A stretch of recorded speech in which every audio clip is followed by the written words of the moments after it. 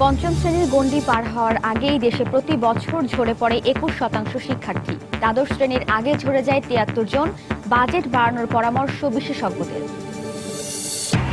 Mayor পদে দলীয় মনোনয়ন বহাল রাখার সিদ্ধান্ত অসামঞ্জস্যপূর্ণ। দলীয় স্বার্থেই আইনের আংশিক পরিবর্তন, মন্তব্য স্থানীয় সরকার বিশেষজ্ঞদের। তাকা ও মুজাহিদের ফাঁসি কার্যকর নিয়ে পাকিস্তান আপত্তিকর মন্তব্য করায় দেশটির হাই কমিশনারকে পররাষ্ট্র মন্ত্রণালয়ে তলব, দেখা করতে বলা হয়েছে দুপুরে। রংপুরের খালাসপীর খনি থেকে বছরে অন্তত 20 লাখ টন কয়লা উত্তোলন সম্ভব বলছেন বিশেষজ্ঞরা। অভ্যন্তরীণ চাহিদা মেটানোর পাশাপাশি কমবে আমদানি নির্ভরতা। এবং বগুড়ার করতোয়া নদীতে চলছে অবৈধভাবে বালু উত্তোলনের মহোৎসব। ভাঙনে সর্বশান্ত এলাকার মানুষ, নির্বিকার প্রশাসন।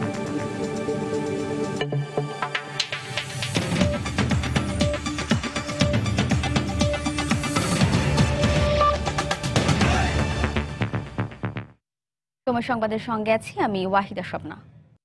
দেশে প্রতি বছর প্রথম শ্রেণীতে ভর্তি হওয়া শিক্ষার্থীর মধ্যে 73%ই ঝরে পড়ে দ্বাদশ শ্রেণীর শিক্ষা গ্রহণের আগে। শিক্ষানীতি প্রণয়ন কমিটির পরিসংখ্যানে পাওয়া গেছে এই তথ্য।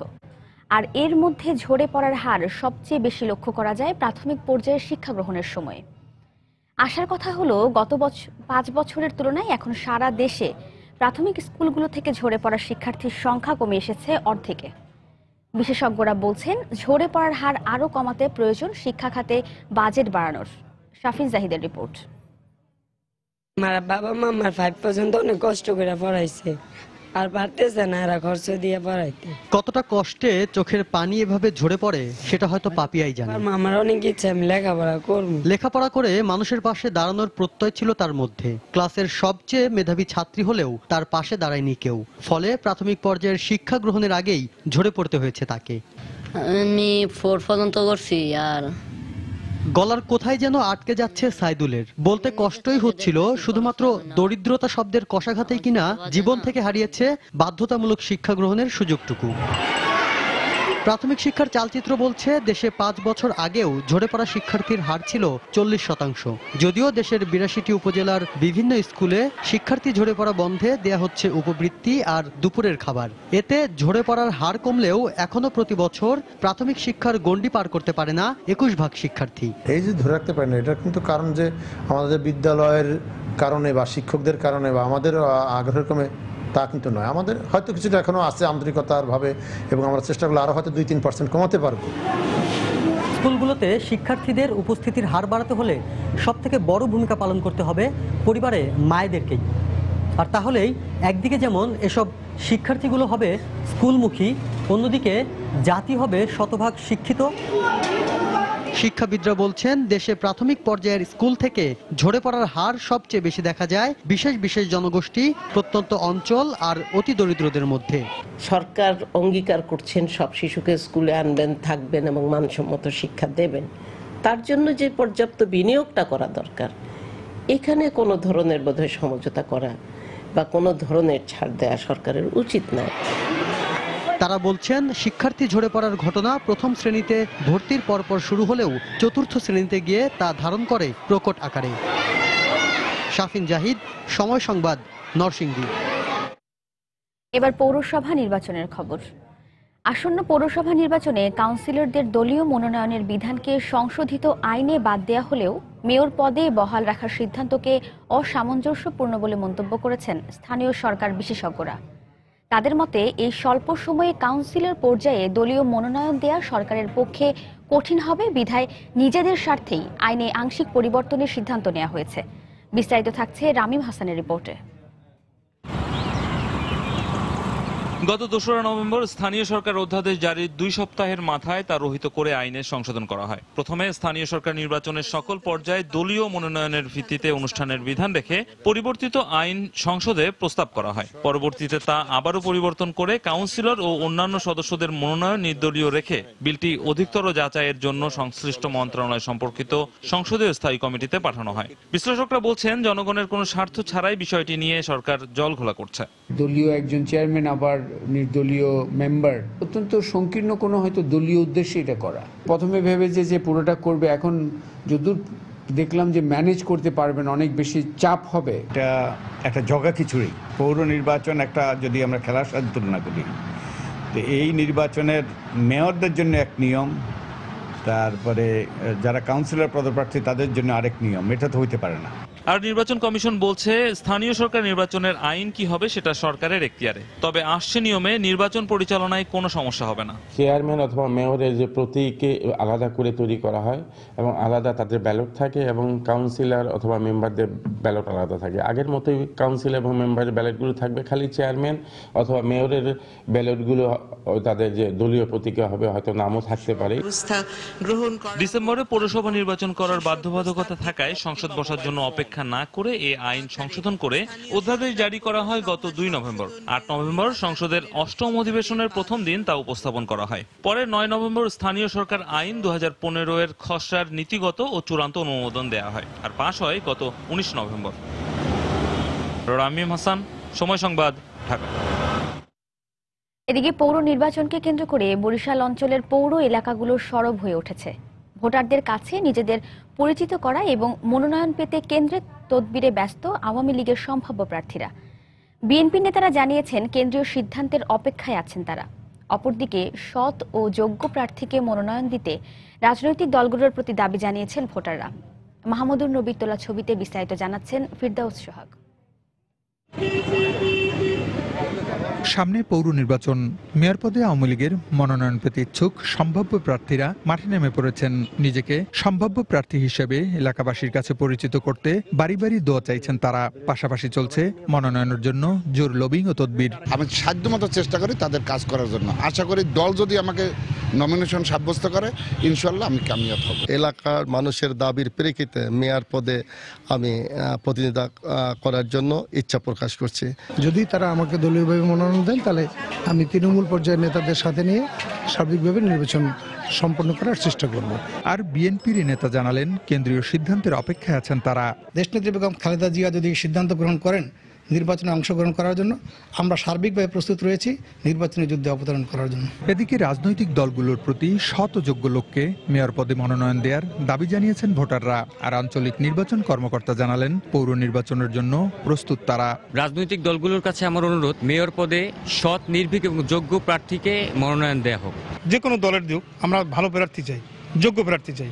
যারা রাস্তাঘাট সবকিছু উন্নতি করতে পারবে তাদেরকে আমরা মেয়র হিসেবে চাই। ভোট কেন্দ্র ব্যবহারের জন্য ভোটার তালিকা প্রস্তুতি শেষ পর্যায়ে। এছাড়া ভোট গ্রহণ কর্মকর্তাগণের প্যানেল প্রস্তুতকরণ সম্পন্ন হবে নির্বাচনের শিডিউল ঘোষণার পর। পৌর নির্বাচনের জন্য আমরা প্রস্তুত। বরিশাল বিভাগে পৌরসভা 25টি, এর মধ্যে 18টিতে নির্বাচন অনুষ্ঠিত হবার কথা। ফিরদাউস সোহাগ, সময় সংবাদ, বরিশাল। দর্শক, মন্ত্রিসভার বৈঠক শেষে সচিবালয়ে সাংবাদিকদের ব্রিফ করছেন মন্ত্রী পরিষদ সচিব মোহাম্মদ শফিউল আলম। আমরা সরাসরি চলে যাচ্ছি সেখানে। এই আমাদের যে বিভিন্ন প্রতিষ্ঠানগুলো আছে তারা কিভাবে করবে, নীতিতে সেটা গাইডলাইন হিসেবে দেওয়া আছে। ও গুণগত ও এটার সর্বশেষে কমিটিকে এম্পাওয়ার করা আছে, তারা কিছু শাস্তি দিতে পারবে। যেমন ধরুন সর্বোচ্চ 1 লক্ষ টাকা পর্যন্ত জরিমানা করতে পারবে প্রয়োজন সাপেক্ষে। এটা হলো বিভিন্ন কমিটি যেগুলো আছে। যদি আচ্ছা স্পেসিফিক যদি শুনতে চান তাহলে একটু পরে শোনাই। অনুমোদন ব্যতীত জীববৈচিত্র্য সম্পর্কিত কার্যক্রমের জন্য দণ্ড, এটা 38 ধারা। ও এটা না, এটা তো অন্যটা চলে আসছে। না না, এটা না, সরি, না না না, ওনারা ওই গুণগত জীববৈচিত্র্যের প্রশ্ন করছিলেন। আচ্ছা আচ্ছা, তাহলে ঠিক আছে। জীববৈচিত্র্য কি চান? ও এটার ধারাটাই আমি পড়ে শোনাই। যদি ধারা 4-এ উল্লিখিত কোনো ব্যক্তি বা সংস্থা জাতীয় কমিটির পূর্বানুমোদন ব্যতীত বাংলাদেশে পাওয়া যায় এমন কোনো জীববৈচিত্র্য বা জীব সম্পদ বা তদ্বিষয়ক দেশীয় জ্ঞান সংগ্রহ করেন বা অধিকারে নেন, অথবা উহাদের বাণিজ্যিক ব্যবহার, জীব সমীক্ষা বা জীব পরীক্ষণ কার্যক্রম পরিচালনা করেন, অথবা উহাদের আহরণ কার্যক্রমের সহিত যুক্ত হন, তাহা হইলে তিনি অনধিক 5 বছর কারাদণ্ড অথবা 10 লক্ষ টাকা পর্যন্ত অর্থদণ্ড, উভয় দণ্ডে দণ্ডিত হবে। এটা হলো জীববৈচিত্র্যের প্রিজার্ভেশনের জন্য একটু কঠোর আইন করা হয়েছে। এই জাতীয় আরো কয়েকটা ধারা আছে, 38, 39, 40 এগুলোতে কোনোটাতে একই ইউনিফর্ম 10 বছর কারাদণ্ড অথবা 10 লক্ষ টাকা জরিমানা অথবা উভয় দণ্ড। এই 5 বছর কারাদণ্ড 10 লক্ষ টাকা জরিমানা, যেটা আদালত মনে করে সর্বোচ্চ।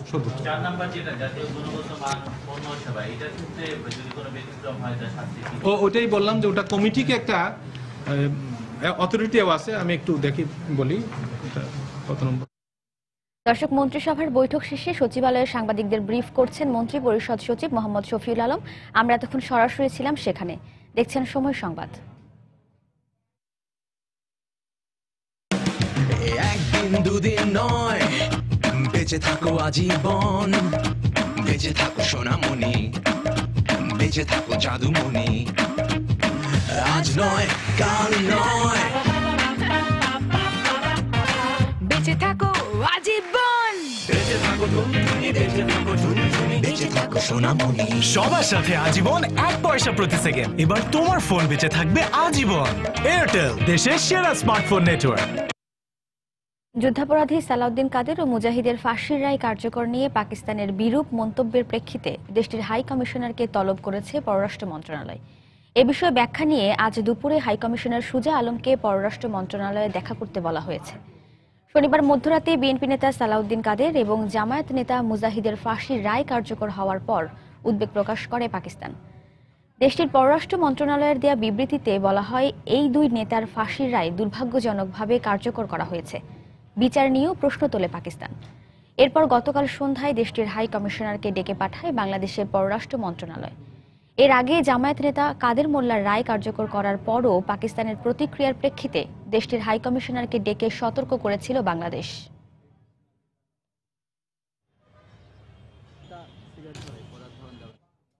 দর্শক, এই মুহূর্তে পররাষ্ট্র মন্ত্রণালয়ের সামনে আছেন আমাদের রিপোর্টার শাতিলা শারমিন। এ বিষয়ে সবশেষ খবর জানতে আমরা সরাসরি চলে যাচ্ছি তার কাছে।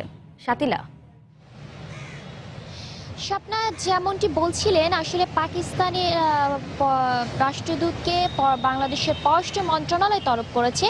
সেই তলবের কারণেই আসলে এখানে পাকিস্তানের রাষ্ট্রদূত কখন আসবেন সেটি কিন্তু নিশ্চিত হওয়া যায়নি এবং পাকিস্তানে বাংলাদেশে নিযুক্ত যে পাকিস্তানের রাষ্ট্রদূত রয়েছেন সুজা আলম, তিনি আসলে কখন এসে পররাষ্ট্র মন্ত্রণালয়ে পৌঁছাবে এটা আসলে এখান থেকে কোনো তথ্য পাওয়া যায়নি খুবই স্বাভাবিকভাবে।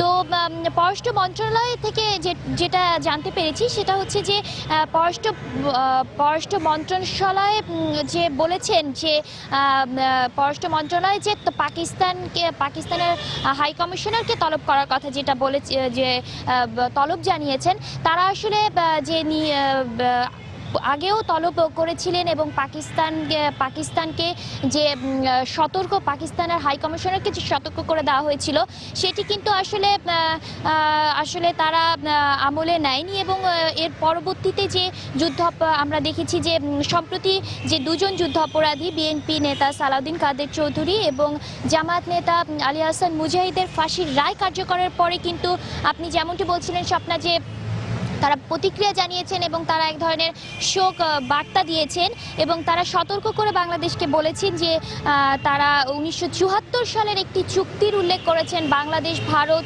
এবং পাকিস্তানের ত্রিপক্ষীয় যে চুক্তি ছিল সেই চুক্তি দোহাই দিয়ে আসলে তারা বলেছেন সেই বিবৃতিতে যে বাংলাদেশ যেন অতীতের কথা চিন্তা না করে ভবিষ্যতের দিকে এগিয়ে যায় এবং এর আগেও কিন্তু যুদ্ধাপরাধীদের রায় বিচার কার্য নিয়েও কিন্তু পাকিস্তান তাদের বিরূপ মন্তব্য জানিয়েছিল এবং 2012 সালে যখন পাকিস্তানের তৎকালীন পররাষ্ট্রমন্ত্রী হিনা রব্বারি খার বাংলাদেশে এসেছিলেন তখন কিন্তু বাংলাদেশের পক্ষ থেকে 1971 সালের যুদ্ধে যে নৃশংস অত্যাচার চালিয়েছিল পাকিস্তানি সেনাবাহিনী এবং তাদের দোসর তাদের সঙ্গে যারা সহযোগিতায় ছিলেন এই যে যুদ্ধাপরাধী যাদের বিচার হচ্ছে আল বদর, আল শামস এবং জামাতে ইসলামের যারা সমর্থক ছিলেন তো এদের কথা বলা হয়েছে এবং পাকিস্তানের পক্ষ থেকে কিন্তু এই নৃশংস গণহত্যার জন্য ক্ষমা চাওয়ার দাবি জানানো হয়েছিল। তখন কিন্তু হিনা রব্বানী খান যেটি বলেছিলেন সেটি হচ্ছে যে ভবিষ্যতের বন্ধুত্বপূর্ণ সম্পর্কের জন্য তারা কিন্তু এই অতীতের দিকে আর তাকাতে চান না এবং বাংলাদেশকে ভবিষ্যতের দিকে এগিয়ে যাওয়ার পরামর্শ দিয়েছিলেন। এর আগেও কিন্তু কাদের মোল্লার সর্বপ্রথম যে যুদ্ধাপরাধীর ফাঁসির রায় কার্যকর করে বাংলাদেশ, তা কিন্তু তখনও কিন্তু 2013 সালে 12 ডিসেম্বর কিন্তু তারাও তখনও কিন্তু একটি প্রতিক্রিয়া জানিয়েছিল পাকিস্তান এবং তারা সংসদে কিন্তু পাকিস্তানের সংসদে কিন্তু একটি শোক প্রস্তাব এনেছিল। যত বরাবরই যুদ্ধ অপরাধীদের এই যে বিচারের প্রসঙ্গে তারা কিন্তু তীব্র প্রতিক্রিয়া জানিয়েছে এবং নিন্দাও ক্ষোভ জানিয়েছে। তারই পরিপ্রেক্ষিতে বাংলাদেশ সরকার কিন্তু এর প্রতিক্রিয়ায় তারা কিন্তু এই পাকিস্তানের হাই কমিশনারকে আজকে তলব করেছেন এবং পরবর্তীতে এই যে শোক বাণী কিংবা হচ্ছে এই যে তাদের যে নিন্দা ও ক্ষোভের বিরুদ্ধে কিন্তু তারা বারবারই বলে এসেছেন যে বাংলাদেশ সরকারের অভ্যন্তরীণ কোনো বিষয়ে যেন পাকিস্তান সরকার হস্তক্ষেপ বা মন্তব্য না করে। এই ছিল কিন্তু আমার হাতে পররাষ্ট্র মন্ত্রণালয়ের সর্বশেষ চিত্র। স্বপ্না, পরবর্তীতে আরও জানিয়ে দিতে পারবো। দর্শক, পররাষ্ট্র মন্ত্রণালয়ের সামনে থেকে আমাদের সাথে যোগ দিয়েছিলেন শাতিলা শারমিন। তিনি যেমনটি জানাচ্ছিলেন যে শীর্ষ দুই যুদ্ধাপরাধী সালাউদ্দিন কাদের এবং আলী হাসান মোহাম্মদ মুজাহিদের ফাঁসি কার্যকরের পর পাকিস্তানের করা বিরূপ প্রতিক্রিয়ার পরিপ্রেক্ষিতে আজ পাকিস্তানের হাই কমিশনার সুজা আলমকে দেখা করতে বলা হয়েছে পররাষ্ট্র মন্ত্রণালয়ে। এদিকে যুদ্ধাপরাধী সালাউদ্দিন কাদের চৌধুরী ও আলী হাসান মোহাম্মদ মুজাহিদের মৃত্যুদণ্ড কার্যকর হওয়ার প্রধানমন্ত্রীকে ধন্যবাদ জানিয়েছেন সংসদ সদস্যরা। 2 দিনের সাপ্তাহিক ছুটি শেষে গতকাল বিকেলে জাতীয় সংসদের অধিবেশন শুরু হয়।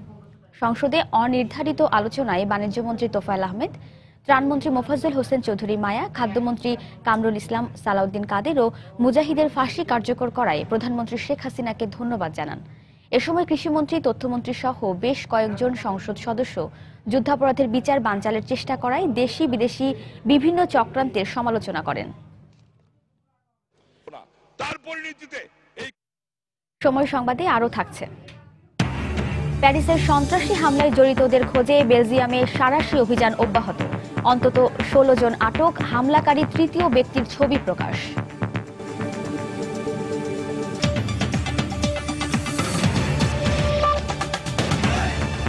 রংপুরের খালাসপীর কয়লা খনিতে প্রায় 50 কোটি টন কয়লা মজুদ রয়েছে, যার মান এশিয়া মহাদেশের মধ্যে সবচেয়ে উন্নত। বিশেষজ্ঞদের ধারণা বছরে এখান থেকে অন্তত 20 লাখ টন কয়লা উত্তোলন সম্ভব, যার মাধ্যমে একদিকে যেমন দেশের জ্বালানি চাহিদা মেটানো যাবে, তেমনি কমবে কয়লার আমদানি নির্ভরতাও। রংপুর ঘুরে এসে বিস্তারিত জানাচ্ছেন ইমতিয়াজ আহমেদ, ক্যামেরায় ছিলেন সাইদুল ইসলাম।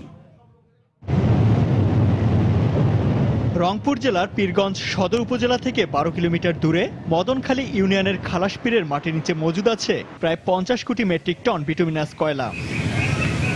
10টি গ্রাম নিয়ে এই খনির বিস্তৃতি 7.50 থেকে 8 বর্গ কিলোমিটার পর্যন্ত।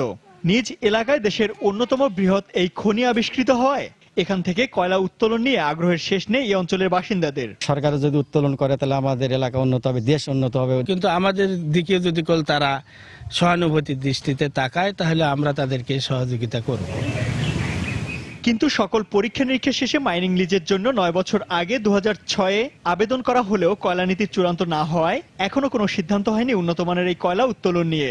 600 মেগাওয়াট পাওয়ার উৎপন্ন করার মতো কয়লা দিয়ে এখানে আগামী 20 বছর পর্যন্ত কয়লা উত্তোলন করা যেতে পারে। যেখানে সরকার কোল ইম্পোর্ট করে পাওয়ার প্ল্যান্ট করতেছে সেখানে দেশীয় কোল উত্তোলন করা যেতে পারে। আমরা সরকারের কাছে এই ব্যাপারে পার্সিউ করতেছি। আমরা এর আগে দেশের বিভিন্ন কয়লা খনিতে ঘটে যাওয়া বিভিন্ন দুর্ঘটনা থেকে শিক্ষা নেয়া এবং সকল খনিজ সম্পদ উত্তোলন ও ব্যবহারের জন্য একটি জাতীয় সংস্থা গঠনের পরামর্শ এই অর্থনীতিবিদের। কোন পদ্ধতিতে তুললে কয়লাটা সম্পদ হিসেবে বিবেচিত হবে এবং সেটা দেশের জন্য লাভজনক হবে, সেইটার জন্য জাতীয় সংস্থা এবং দায়িত্বশীলতা সেগুলো করা দরকার। জাতীয় স্বার্থটা নিশ্চিত করা এবং সম্পদ যাতে শতভাগ দেশের কাজে লাগে সেটা নিশ্চিত করার মতো প্রতিষ্ঠান, নীতিমালা, আইন কানুন সেগুলো ঠিক করা।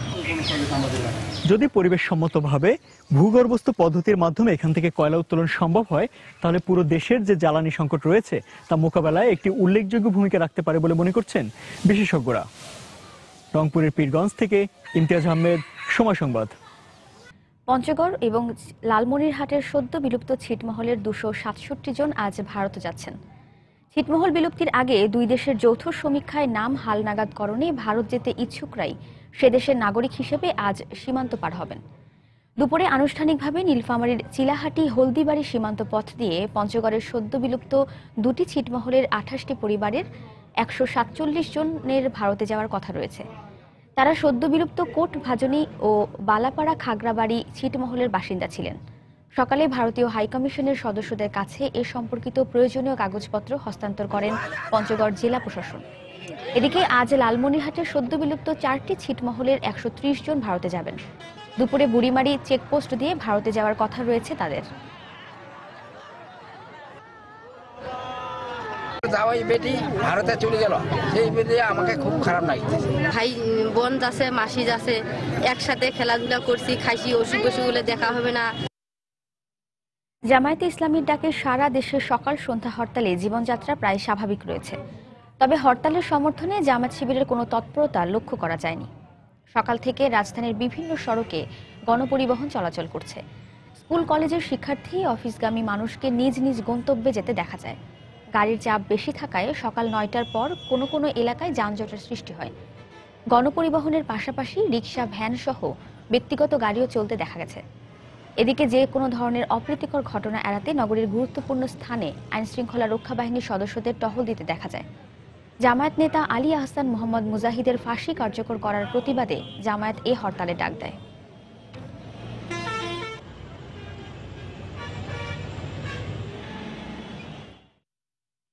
উত্তরের জনপদ ঠাকুরগাঁওয়ে দেখা দিয়েছে শীতের প্রকোপ, সেই সঙ্গে বইছে হিমেল হাওয়া।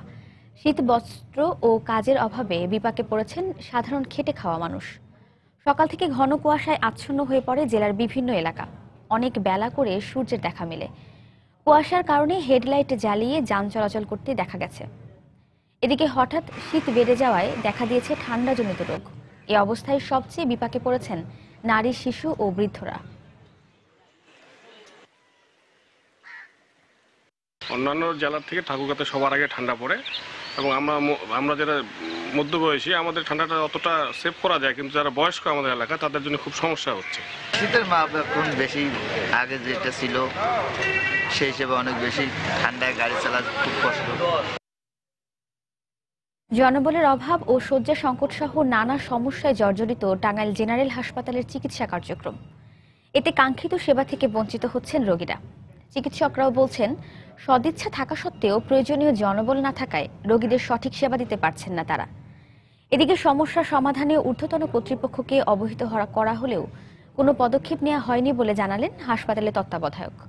কাদের তালুকদারের তথ্য ও রাশেদ খানের তোলা ছবি নিয়ে ডেস্ক রিপোর্ট।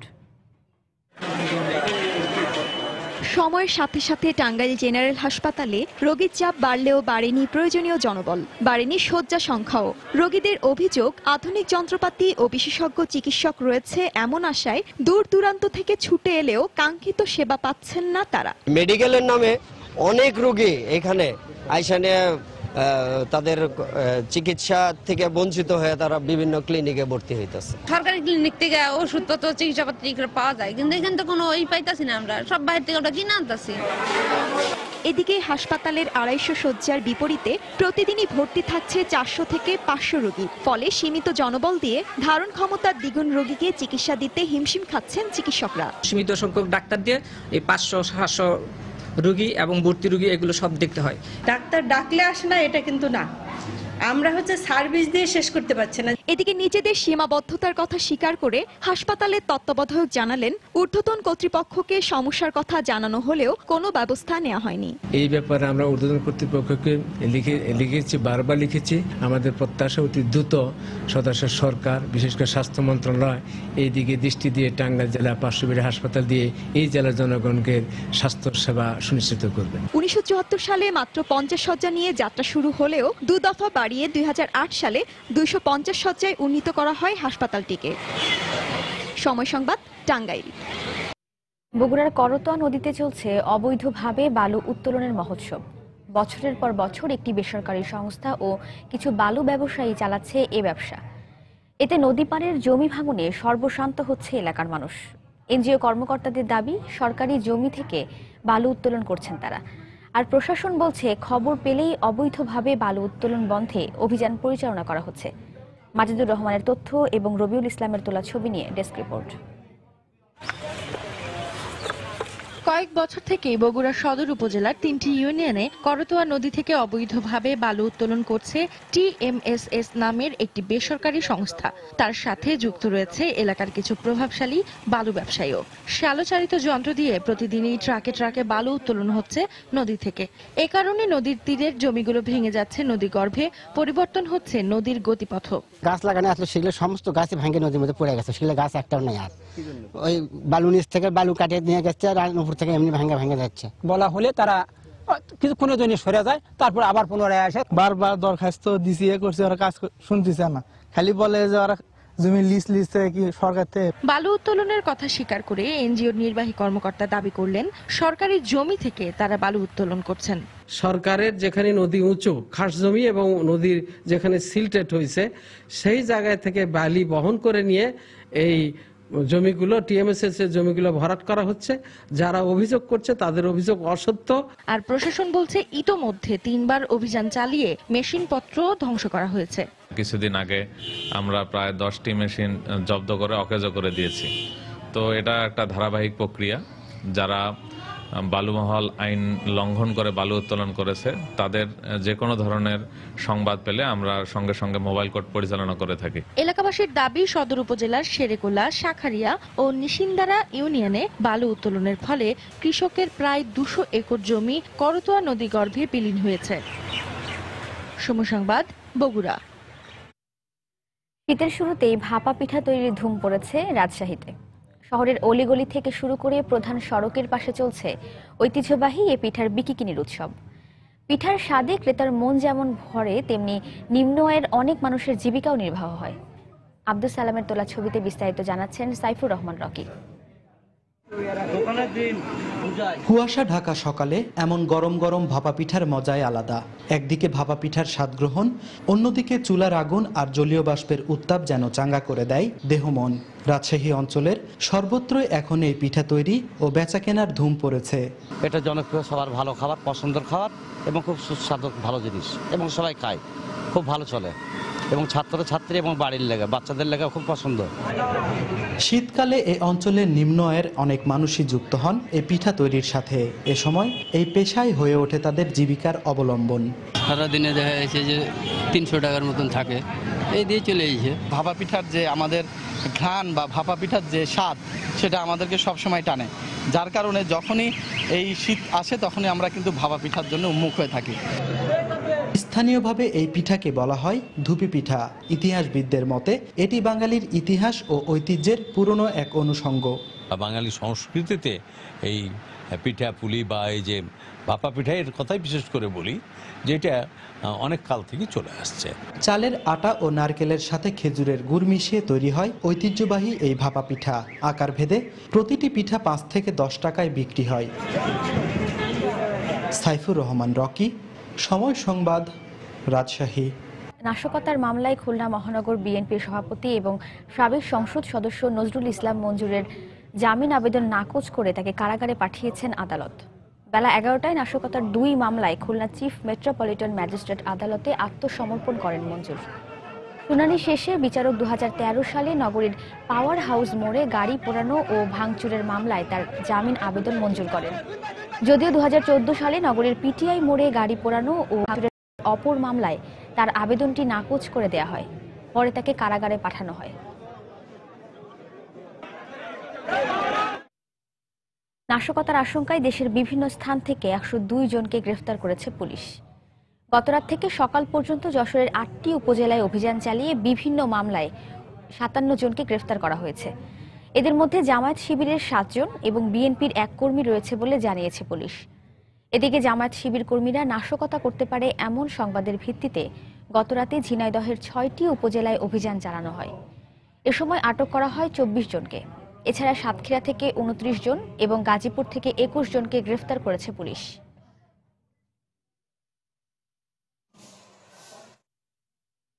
দেশের বাইরের খবর। প্যারিসের সন্ত্রাসী হামলায় জড়িত সন্দেহে রোববার আরেকজনের ছবি প্রকাশ করেছে ফরাসি পুলিশ। ছবির ব্যক্তিটি স্ট্যান্ডে দি ফ্রান্স স্টেডিয়ামে আত্মঘাতী বোমা হামলায় নিহত 3য় হামলাকারী বলে ধারণা পুলিশের। প্রত্যক্ষদর্শীদের বর্ণনা এবং বুধবার আটককৃত এক ব্যক্তিকে জিজ্ঞাসাবাদের প্রেক্ষিতে এই হামলাকারীকে চিহ্নিত করা হয়েছে বলে জানান তারা। এদিকে সিরিজ হামলার প্রধান সন্দেহভাজন সালাহ আবদে সালাম ও তার সহযোগীকে ধরতে সোমবারও সাঁড়াশি অভিযান অব্যাহত রেখেছে বেলজিয়াম পুলিশ। ইতোমধ্যে 16 জনকে আটক করা হয়েছে। এদিকে ব্রাসেলসের শিক্ষা প্রতিষ্ঠান, পাতাল রেল, বিপণী বিতান বন্ধ থাকার কারণে স্থবির হয়ে পড়েছে জনজীবন। সন্ত্রাসী হামলার আশঙ্কায় ব্রাসেলসের প্রাণকেন্দ্র গ্র্যান্ড প্লেস সহ গুরুত্বপূর্ণ সড়ক, স্থাপনা, এমনকি বিমানবন্দর ও রেল স্টেশনের সামনে সেনা সদস্যদের কড়া অবস্থানে থাকতে দেখা যায়। প্যারিস হামলায় জড়িত কয়েকজন বেলজিয়ামের নাগরিক হওয়ায় তদন্ত অব্যাহত রাখার নির্দেশ দিয়েছে দেশটির সরকার।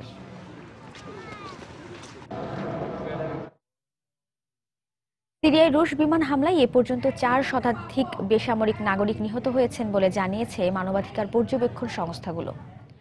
সেই সঙ্গে আইএস এবং বিদ্রোহীদের দমনে দেশটির বিভিন্ন অঞ্চলে চালানো এসব বিমান হামলায় বেসামরিক নাগরিক নিহতের সংখ্যা প্রতিদিনই বাড়ছে বলেও জানায় তারা। আর এই সংখ্যা গত সেপ্টেম্বরে রুশ বিমান হামলার শুরুর পর থেকেই আরও বেড়েছে বলে জানায় সংস্থাগুলো। হঠাৎ একটা বিকট শব্দ শুনতে পাই আমি। একটু পর দেখলাম আকাশ থেকে ফেলা বোমাটি আমাদের বাড়ির উপর আঘাত এনেছে। কোনো মতে ঘর থেকে বের হতে পেরেছিলাম আমরা। আলেপ্পোর এই শিশুটির কথাতে স্পষ্ট, এক একটি বিমান হামলার পর কতটা ভয়াবহ অভিজ্ঞতার সম্মুখীন হন এখানকার সাধারণ মানুষ। জঙ্গিদের অবস্থান লক্ষ্য করে এসব বিমান হামলা চালানো হলেও মুহূর্তেই তা কিভাবে সাধারণ মানুষের জীবনকে তছনছ করে ফেলে। যুক্তরাজ্য ভিত্তিক মানবাধিকার সংস্থা সিরিয়ান অবজারভেটরি ফর হিউম্যান রাইটসের হিসাব মতে সিরিয়ায় গত সেপ্টেম্বরে শুরু হওয়া রুশ বিমান হামলায় এ পর্যন্ত নিহত হয়েছেন 4 শতাধিক বেসামরিক নাগরিক। এদের মধ্যে অন্তত 100 শিশু রয়েছে বলেও জানায় সংস্থাটি। অপরদিকে মানবাধিকার সংস্থা সিরিয়ান নেটওয়ার্ক ফর হিউম্যান রাইটসের মতে এই সংখ্যা আরো বেশি। তাদের মতে রুশ বিমান হামলায় বেসামরিক নাগরিক নিহতের সংখ্যা 5 শতাধিক। তবে সংস্থা দুটির হিসেবে যতই অমিল থাকুক না কেন, একটি বিষয়ে সবাই নিশ্চিত, আর তা হলো এসব বিমান হামলায় প্রায় প্রতিদিনই বাড়ছে বেসামরিক নাগরিক নিহতের সংখ্যা। রাশিয়া, ইরান, অন্যান্য পশ্চিমা দেশগুলোর যৌথ বিমান হামলা এখানকার প্রায় সবকিছুকেই ধ্বংস করে দিচ্ছে। প্রতিদিনই সাধারণ মানুষকে প্রাণ দিতে হচ্ছে। হামলার ভয়াবহতা এতটাই বেশি যে এক একটি হামলার পর উদ্ধার কাজ পরিচালনা করা প্রায় অসম্ভব। আইএস দমনে গত সেপ্টেম্বরে প্রথমবারের মতো সিরিয়ায় বিমান হামলা শুরু করে রাশিয়া। সম্প্রতি রুশ প্রেসিডেন্ট ভ্লাদিমির পুতিনের বিমান হামলা আরো জোরদারের ঘোষণার পর বর্তমানে অন্তত 70টি যুদ্ধ বিমানের সহায়তায় সিরিয়ার বিভিন্ন অঞ্চলে আইএসের অবস্থান লক্ষ্য করে প্রতিদিন অন্তত 100 দফা বিমান হামলা চালিয়ে আসছে রাশিয়া। যদিও যুক্তরাষ্ট্র সহ পশ্চিমা দেশগুলোর অভিযোগ, এসব হামলার বেশিরভাগই চালানো হচ্ছে আসাদ বিরোধী বিদ্রোহীদের অবস্থান লক্ষ্য করে। আর লক্ষ্য না হয়েও প্রতিদিনই প্রাণ দিতে হচ্ছে সিরিয়ার সাধারণ মানুষকে। অন্যয় কর্মকার, সময় সংবাদ। সিরীয় ও ইরাকি শরণার্থীদের যুক্তরাষ্ট্রে আশ্রয়ে প্রত্যেককে এফবিআই ও ন্যাশনাল ইন্টেলিজেন্স এর পরিচালক এবং হোমল্যান্ড সিকিউরিটি মন্ত্রীর ছাড়পত্রের বিধি বাধ্যবাধকতায় শুক্রবার নতুন বিল পাশ করেছে মার্কিন কংগ্রেস। এখন থেকে পূর্ব অনুমতি ছাড়া যুক্তরাষ্ট্রে শরণার্থী প্রবেশে নিষেধাজ্ঞা আরোপ করা হয়েছে। এদিকে 2/3 ভোটে বিলটি পাশ হওয়ায় এক্ষেত্রে প্রেসিডেন্ট ওবামার ভেটো দেওয়ার সুযোগও আর নেই। আগামী 1 জানুয়ারি কার্যকর হবে এই সিদ্ধান্ত। আমাদের নিউ ইয়র্ক প্রতিনিধি শিহাবুদ্দিন কিসলুর পাঠানো তথ্য ও ছবি নিয়ে ডেস্ক রিপোর্ট। মার্কিন কংগ্রেসে 289-137 ভোটে পরাজিত হয়েছে 10,000 সিরীয় ও ইরাকি শরণার্থীর ভাগ্য। প্যারিসে বোমা হামলায় 129 জন নিহত হবার প্রেক্ষাপটে এই বিল উত্থাপন করেন প্রতিনিধি পরিষদের রিপাবলিকান সদস্যরা। নতুন এই আইনের প্রধান বিশেষত্ব হল শরণার্থীদের এখন থেকে যুক্তরাষ্ট্রে প্রবেশাধিকার পেতে হলে নিরাপত্তার জন্য হুমকি নয়, এই মর্মে এফবিআই, ন্যাশনাল ইন্টেলিজেন্স এবং হোমল্যান্ড সিকিউরিটির শীর্ষ কর্মকর্তাদের ছাড়পত্র নিতে হবে। মার্কিন সরকার সবসময় নিরপরাধ শরণার্থীদের আশ্রয় দিয়ে থাকে। যারা যুদ্ধ আর সংঘাত থেকে পালাতে চায় আমরা তাদের সাদরে আশ্রয় দিয়ে থাকি, কিন্তু সন্ত্রাসীদের ব্যাপারে আমরা সবসময় কঠোর। শুধুমাত্র সিরীয় কিংবা ইরাকি শরণার্থী নয়, সব ধরনের শরণার্থীর ক্ষেত্রেই এই আইন কার্যকর করা হবে। যাচাই বাছাই ছাড়া যুক্তরাষ্ট্রে প্রবেশের সুযোগ রহিত হওয়ার কথা বৃহস্পতিবার সংবাদ সম্মেলনে জানিয়েছেন দেশটির সিনিয়র উপসহকারী পররাষ্ট্রমন্ত্রী সাইমন হেইনসো। যুক্তরাষ্ট্রের নাগরিকদের নিরাপত্তায় আমাদের সবার আগে দেখতে হবে। আমাদের জাতীয় নিরাপত্তার কথা মাথায় রেখেই এসব সিদ্ধান্ত নেওয়া হয়েছে। বিলটি এখন অনুমোদনের জন্য সিনেটে উত্থাপন করা হবে, আর সিনেট রিপাবলিকান নিয়ন্ত্রিত হওয়ায় নিশ্চিতভাবেই বলা যায় তা অনুমোদন পাবে। সময় সংবাদ, নিউ ইয়র্ক। খেলার খবর, এবারের বিপিএল এর শুরুটা জয় দিয়ে করতে চায় বরিশাল বুলস। অপরদিকে রুবেলের পর আব্দুর রাজ্জাকের ইনজুরির কারণে সিলেটের তাঁবুতে পড়েছে চিন্তার ভাঁজ। নিজেদের প্রথম ম্যাচে দুপুর 2টায় চিটাগাং ভাইকিংসের মুখোমুখি হবে সিলেট সুপারস্টার্স। দিনের দ্বিতীয় ম্যাচে সন্ধ্যা 6:45 রংপুর রাইডার্সের বিপক্ষে খেলবে বরিশাল বুলস। চিটাগাং ভাইকিংসের বিপিএল এর শুরুটা খুব একটা ভালো না হলেও তামিম ইকবালের দলের বিপক্ষে মাঠে নামার আগে স্বস্তিতে নেই সিলেট সুপারস্টার্সও। রুবেলের পর হ্যামস্ট্রিং ইনজুরি এক সপ্তাহের জন্য মাঠের বাইরে নিয়ে গেছে বাঁহাতি স্পিনার আব্দুর রাজ্জাককে। রুবেল ফিরবেন এ মাসের শেষে। তবে রাজ্জাকের ইনজুরির কারণে বেশ বিপাকে পড়েছে সিলেট, তাই পরিকল্পনাতেও আসছে পরিবর্তন। না, একটা তো টিম কম্বিনেশন ছিল, রুবেল ইনজুর্ড হওয়ার পর একটা টিম কম্বিনেশন তৈরি করছিলাম। আবার কালকে রাজ্জাক ইনজুর্ড হওয়াতে এখন একটু কম্বিনেশনের প্রবলেম ছিল, তারপরে আমরা চেষ্টা করছি যে ওটা পুষিয়ে নিতে। আমরা যে প্ল্যান করলে যে 100% কারেক্ট হবে তা তো হবে না। তো আমরা আসলে দুইটা ইনজুরির জন্য তৈরি ছিলাম না, একটা ইনজুরি আমরা মাইনার নিচ্ছি, কিন্তু সেকেন্ড রাজ্জাকের ইনজুরিটা আমাদের অনেক প্ল্যান অনেক কিছু আমাদের চেঞ্জ করতে হচ্ছে। তো আমরা এগুলো সব অ্যাডজাস্ট করে নিব। ইনজুরি সমস্যা থাকলেও দলের দেশি বিদেশি ক্রিকেটারদের উপর আস্থা রাখছেন দলের কোচ, তাই বিপিএল এর শুরুটা জয় দিয়েই করতে চায় তারা। বাড়তি কোনো প্রেশার নেই কারো, যার যার দায়িত্ব সে পালন করবে। আস্থা আছে এবং আমরা ওই জিনিসটা রিকভার করার চেষ্টা করতেছি এখন। এদিকে হার্ড হিটার ক্রিস গেইল এখনো যোগ দেয়নি বরিশালে। তবে সাব্বির মাহমুদুল্লাহ আলামিনের মতো স্থানীয় ক্রিকেটারদের পাশাপাশি টেইলর সামিদের মতো বিদেশিরা আছেন তাদের দলে। তবে প্রথম ম্যাচে চিটাগাংয়ের বিপক্ষে দুর্দান্ত জয় পাওয়া সাকিবের রংপুরের আত্মবিশ্বাসের কমতি নেই। তবে বরিশালের ক্রিকেটাররা ফর্মে থাকায় মাঠে নামার আগে জয়ের প্রত্যয় ব্যক্ত করলেন বরিশালের শাহরিয়ার নাফিস। অবশ্যই জিতে শুরু করতে চাই। টি20তে আসলে ভাই বলে কয়ে পারফর্ম করা যায় না, বা খুবই টাফ একটা গেম। তো চেষ্টা করবো ভালো স্টার্ট করতে, কারণ ভালো স্টার্ট একটা মোমেন্টাম দিবে। কোনো টিমে ওরকম গেম চেঞ্জার, একা গেম চেঞ্জার প্লেয়ার নাই তো সব। এবং আমি দৃঢ়ভাবে বিশ্বাস করি এই বছরের বিপিএলটা সম্পূর্ণভাবে লোকাল প্লেয়ারদের পারফরমেন্সের উপর ডিপেন্ড করবে। তো এটা বাংলাদেশ ক্রিকেটের জন্য একটা ভালো দিক। সবশেষ জাতীয় লিগে দারুণ পারফর্ম করেছেন শাহরিয়ার নাফিস। তবে ফরম্যাটে পরিবর্তন আসলেও বিপিএলেও সেই ধারাবাহিকতা বজায় রাখতে চান নাফিস। মাহফুজুল ইসলাম, সময় সংবাদ, ঢাকা। দাপটে জয় দিয়ে বিপিএল এর তৃতীয় আসর শুরু করলো ঢাকা ডায়নামাইটস। ঢাকার নিয়ন্ত্রিত বোলিংয়ে মাত্র 110 রানের সংগ্রহ পায় কুমিল্লা ভিক্টোরিয়ান্স। জবাবে খেলা শেষ ওভার পর্যন্ত গড়ালেও 6 উইকেটের জয় পায় কুমার সাঙ্গাকারার দল ঢাকা। ম্যাচ সেরা হয়েছেন ডায়নামাইটসের আবুল হাসান রাজু। একপেশে খেলা বলতে যা বোঝায়, ঢাকা কুমিল্লার ম্যাচটা হলো সেরকমই। এমন বাজে ব্যাটিং দিয়ে কি আর টি20-র মতো ধুমধারাক্কা ফরম্যাটে ম্যাচ জেতা যায়? নাসির সাঙ্গাকারা ডেস্কাটারদের নিয়ে গড়া ঢাকা ডায়নামাইটসের জন্য 111 রানের টার্গেট বোধ হয় খুব বেশি বড় নয়। টি20 ম্যাচে প্রতিপক্ষকে ঘায়েল করতে দরকার বড় পার্টনারশিপের, যা করতে ব্যর্থ কুমিল্লা ভিক্টোরিয়ান্সের ব্যাটসম্যানরা। টস জিতে অধিনায়ক মাশরাফি ব্যাট করার সিদ্ধান্ত নিলেও পুরোপুরি ব্যর্থ কুমিল্লার টপ অর্ডার। 2 অঙ্কের ঘরে পৌঁছাতে পারেননি প্রথম 5 ব্যাটসম্যান। রানের খাতা খোলার আগেই আবুল হাসানের শিকার হয়ে সাজঘরে ফেরেন ইমরুল কায়েস। আবুল হাসান, ফরহাদ রেজা আর মুস্তাফিজের আঘাতে একে একে সাজঘরে ফেরেন লিটন দাস, মার্লন স্যামুয়েলস, শুভাগত হোম। আর রান আউট হন ড্যারেন স্টিভেন্স। 36 রানে 5 উইকেট হারায় কুমিল্লা। 2 অঙ্কের ঘরে পৌঁছালেও মোশাররফ হোসেনের আঘাতে 22 রানে মাহমুদুল হাসান আর 13 রানে কাটা পড়েন আরিফুল হক। তখনও কুমিল্লার সংগ্রহ 7 উইকেটে 66 রান। একসময় মনে হয়েছিল 100 পেরোনোই বুঝি অসাধ্য হয়ে যাবে দলটির। ব্যথা নিয়েই খেলতে নামা অধিনায়ক মাশরাফি অন্তত সে সংখ্যা দূর করেন। ইনিংস সর্বোচ্চ 25 রান আর সাথে দলের জন্য পার করেন 100 রানের কোটাও। 8 উইকেটে শেষ পর্যন্ত 110 রান তোলে কুমিল্লা। তবে ক্রিকেটের ছোট্ট ফরম্যাটে আগে ব্যাট করে প্রতিপক্ষের জন্য আর এমন কি টার্গেট? 111 রানের ছোট্ট লক্ষ্য তাড়া করতে নেমে সাবধানী সূচনা ঢাকা ডায়নামাইটসের। দলীয় 29 রানে ম্যাশের বলে শামসুর রহমান 17 রানে ফিরে গেলেও নাসির জামশেদের সাথে নির্ভরতার প্রতীক সাঙ্গাকারার 55 রানের জুটি ঢাকার জয়ের ভিত গড়ে দেয়। অর্ধশতক থেকে 6 রান দূরে থাকতে সুনীল নারায়ণের এলবিডব্লিউর ফাঁদে পড়েন জামশেদ। শেষটায় সাঙ্গাকে বোল্ড করে আর মোসাদ্দেক হোসেনকে ফিরিয়ে আবু হায়দার রনি গ্যালারিতে কিছুটা উত্তেজনার রেণু ছড়ালেও ডায়নামাইটসের জয়ে কোনো বাধা হতে পারেনি। 5 বল বাকি থাকতে জয়ের বন্দরে পৌঁছে যায় ঢাকা ডায়নামাইটস।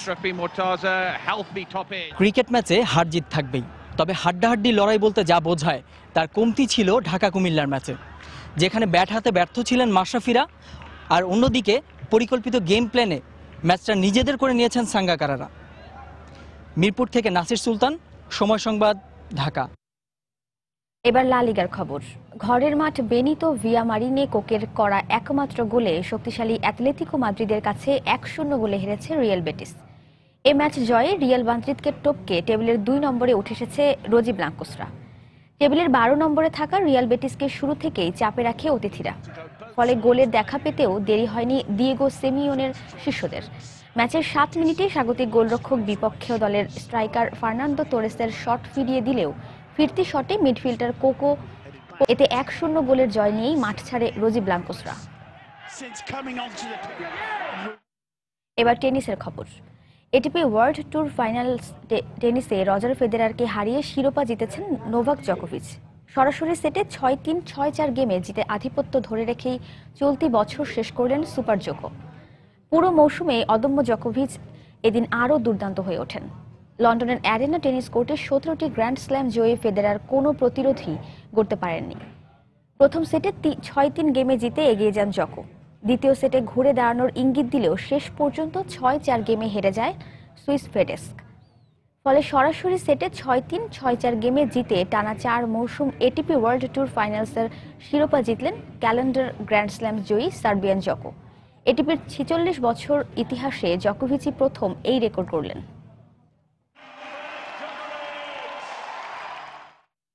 এ পর্যায়ে শীর্ষ সংবাদ জানিয়ে দিচ্ছি আরেকবার। পঞ্চম শ্রেণীর গণ্ডি পার হওয়ার আগেই দেশে প্রতি বছর ঝরে পড়ে 21% শিক্ষার্থী। দ্বাদশ শ্রেণীর আগে ঝরে যায় 73 জন। বাজেট বাড়ানোর পরামর্শ বিশেষজ্ঞদের। মেয়র পদে দলীয় মনোনয়ন বহাল রাখার সিদ্ধান্ত অসামঞ্জস্যপূর্ণ। দলীয় স্বার্থেই আইনের আংশিক পরিবর্তন, মন্তব্য স্থানীয় সরকার বিশেষজ্ঞদের। তাকা ও মুজাহিদের ফাঁসি কার্যকর নিয়ে পাকিস্তান আপত্তিকর মন্তব্য করায় দেশটির হাই কমিশনারকে পররাষ্ট্র মন্ত্রণালয়ে তলব। দেখা করতে বলা হয়েছে দুপুরে। রংপুরের খালাসপীর খনি থেকে বছরে অন্তত 20 লাখ টন কয়লা উত্তোলন সম্ভব বলছেন বিশেষজ্ঞরা। অভ্যন্তরীণ চাহিদা মেটানোর পাশাপাশি কমবে আমদানি নির্ভরতা। এবং বগুড়ার করতোয়া নদীতে চলছে অবৈধভাবে বালু উত্তোলনের মহোৎসব। ভাঙনের সর্বশান্ত এলাকার মানুষ, নির্বিকার প্রশাসন। এই ছিল এখনকার মতো। যে কোনো খবর পেতে ভিজিট করুন সময়নিউজ.tv। যে কোনো বাংলা লিংক, রবি ও সিটিসেল নম্বর থেকে সময় সংবাদের খবর, অনুষ্ঠান সম্পর্কে জানতে এবং যে কোনো তথ্য সময় সংবাদকে জানাতে ডায়াল করুন 16242 নম্বরে। এছাড়া এইমাত্র পাওয়া খবর আপনার মোবাইলে পেতে SMS করুন *SN লিখে পাঠিয়ে দিন 16242 নম্বরে। আর সঙ্গেই থাকুন সময়ের।